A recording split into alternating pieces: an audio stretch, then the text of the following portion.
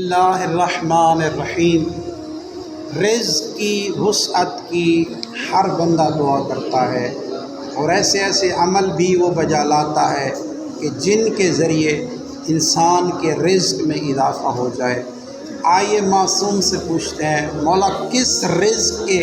وسعت کی دعا کرنی چاہیے؟ تو امام علیہ السلام ارشاد فرماتے ہیں، چھٹے لال ولایت نے فرمایا، لا تدعو طلب الرزق من حلہ، حلال رزق میں سے اس رزق کو کبھی بھی طلب نہ کرو کہ فَإِنَّهُ عَوْنٌ لَكَ عَلَىٰ دِينِهِ، ایسے رزق کو کبھی طلب نہیں کرو کہ جس سے تمہارے دین کے اندر مددگاری ثابت نہ ہو، بلکہ امام علیہ السلام نے فرمایا اس رزق کو طلب کرنا مت چھوڑنا کہ جس رزق کے ذریعے تیرے دین کے اندر معاونت ثابت ہوتی ہو، رزق کے آنے سے تیرے دین کی ترقی ہو، نشر و اشاعت ہو،